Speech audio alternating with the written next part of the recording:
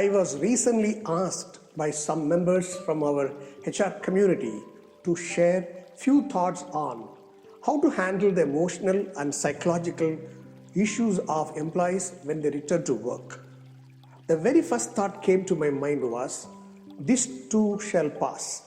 The adage is definitely philosophical for many, but then what exactly can we do here?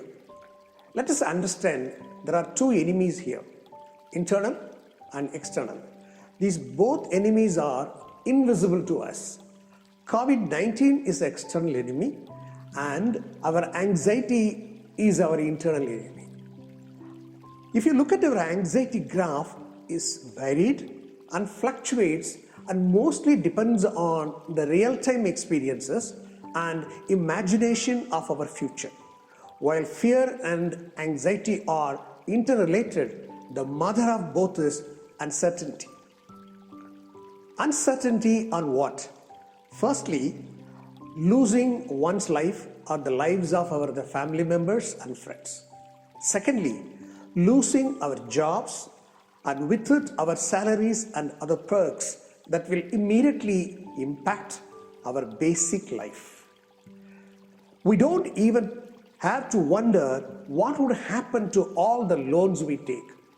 Uncertainty only leads to stress.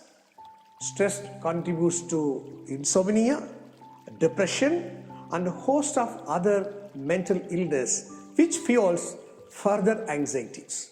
This would mean some people increase their alcohol intake, wrongly believing it to be helpful for their anxiety. But it does nothing except act as a defense mechanism. There may be others who react with resistance, a resistance to listen to others' opinion as they experience living in anticipation and accepting eventuality.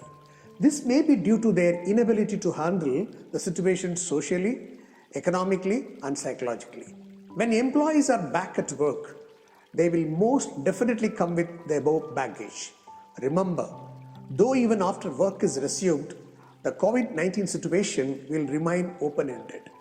This will be a real test for your contribution towards your employee engagement initiative. You have a great humanitarian task at hand.